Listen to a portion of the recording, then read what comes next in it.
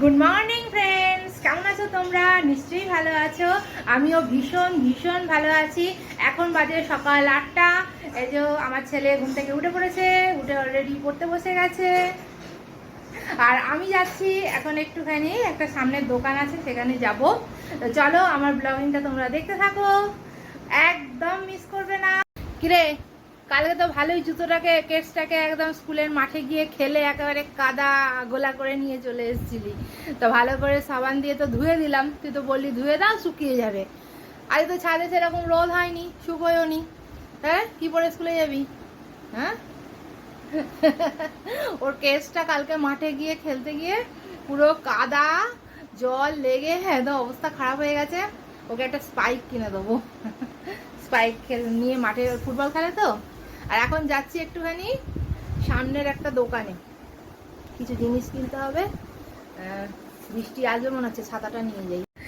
যাচ্ছি সামনের এই মুদিখানা দোকানটা থেকে কিছু জিনিস কিনতে হবে। এই যে ব্যাগ, টাকা, ছাতা সব নিয়ে নিয়েছি। এবার যাব, তালাটাও খুলতে হবে।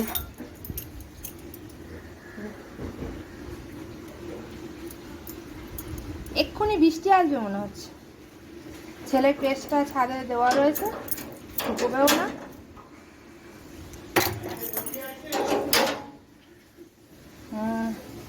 মুড়ি আনতে হবে।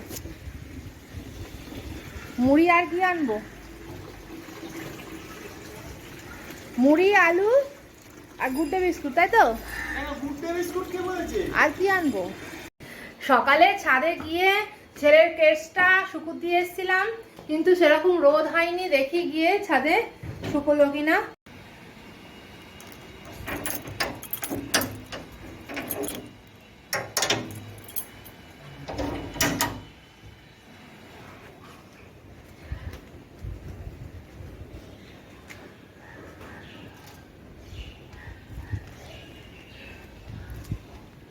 এই যে সেই মহামূল্যবান জুতো শুকিয়েছে না, একদমই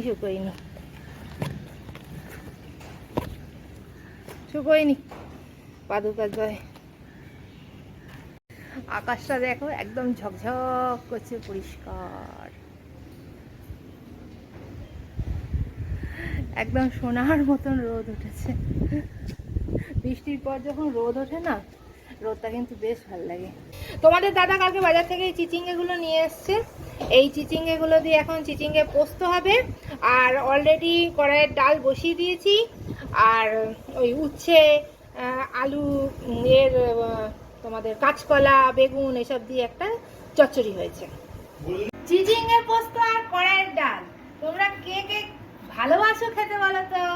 বাঙালিদের ঘরে চিচিঙ্গে পোস্ত আর কড়াইয়ের ডাল অমৃত। মাছ হোক আর না হোক, বলো কে কে ভালোবাসো, আমার কমেন্ট করে জানাবে। খেতে বসে যা বাবা, আগে খেয়ে নে, তারপরে ড্রেস করিস। খেতে দিয়ে দিয়েছি, স্কুল ড্রেস পরে করিস, আগে খেয়ে নে, দেরি আছে, কোনো টাইম আছে। খেয়ে, তোর কেসটা ছাদে দেওয়া আছে, যদি শুকিয়ে যায় আমি দেখছি গিয়ে, তুই বস, বসে পড়, বসে পড়।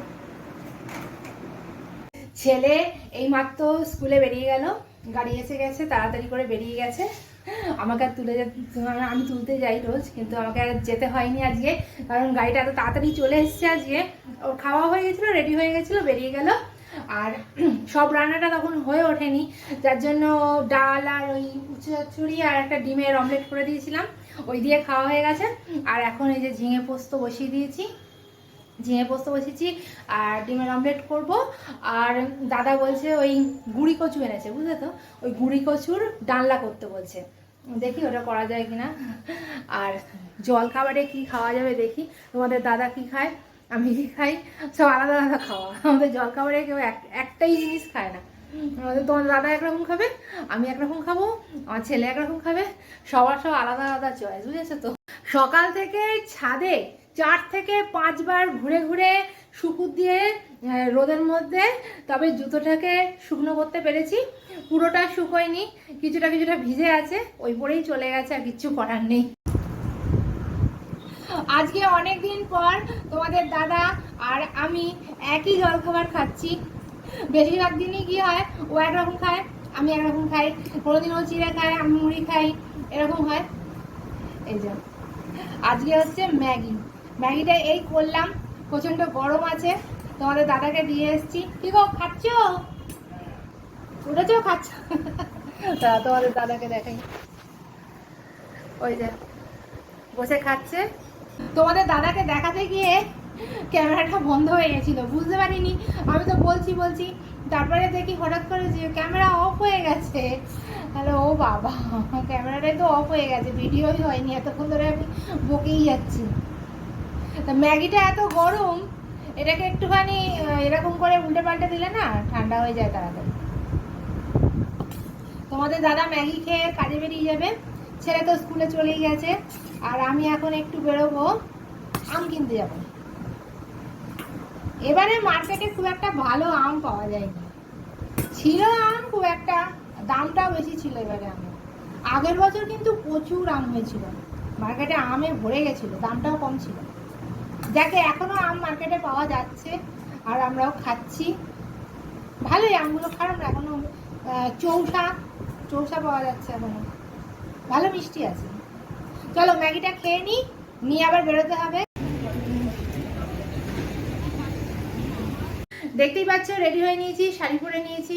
আমি যাচ্ছি সোনাইয়ের সঙ্গে, সোনাই পড়তে যাচ্ছে আর আমি যাব সোনাইয়ের সাথে। সোনাইকে পৌঁছে দিয়ে আমার হাতে অনেকটা সময় থাকবে, তারপরে যাব পিস শাশুড়ির বাড়ি। পিস শাশুড়ির বাড়ি আমাদের এখান থেকে বেশি দূর নয়, এখানেই। খবর এসেছে অসুস্থ, সেজন্য তোমাদের দাদা যেতে পারছে না, ওর হাতে সময় নেই, কাজে বেরিয়েছে। সেজন্য আমি একাই যাচ্ছি, একটু দেখে আসি, অসুস্থ তো, ওখানে গিয়ে ভিডিও করতে পারবো না। অসুস্থ মানুষকে দেখতে যাচ্ছি, সেখানে গিয়ে ভিডিও করাটা ভালো দেখায় না, বুঝেছো তো, সেই কারণেই। তা আমাকে শাড়ি পরে কেমন লাগছে, আর শ্বশুরবাড়ির তরফ তো ওই জন্য শাড়ি পরেছি। শাড়ি পরে কেমন লাগছে আমাকে কমেন্ট করে জানিও। আর সোনাই রেডি হচ্ছে, সোনাই বাবা রেডি হ, তাড়াতাড়ি চ, আয় তাড়াতাড়ি চলো বাবা, দেরি হয়ে যাচ্ছে, চলো। জুতোটা পরে নাও, সব বই খেলা নিয়ে নিয়েছো তো, চলো। সোনার এই চশমাটা ভেঙে গেছে, এটা দোকানে সারাতে দিতে হবে। কদিন ধরে যাবো করে আর যাওয়া হচ্ছে না। একবার চশমা যদি ভেঙে যায় তো যতই আবার জোড়া লাগানো হোক না কেন, সে ভাঙতেই থাকে বারবার। তো একবার ভেঙে গেছিলো, সারানো হয়েছিল, আবার ভেঙে যাচ্ছে। শোনাই, আজ সন্ধ্যেবেলা পরে আসার পর একটা ভালো জিনিস খেতে পাবি, কি বলতো, আলু কাবলি। আর সমস্ত ভিজিয়ে রাখা আছে, ছোলা, তারপরে বাদাম, সব ভিজিয়ে রেখে দিয়েছি। পরে আসার পর ওটা তৈরি করবো, খাস। সোনাইকে যখন পড়াতে নিয়ে যাচ্ছি তখন দেখলাম একটা বাচ্চা মেয়ে কি সুন্দর খেলা দেখাচ্ছে। সার্কাসে যেরকম খেলা দেখায়, হাতে লাঠি নিয়ে একটা সরু দড়ির ওপর হেঁটে যায়,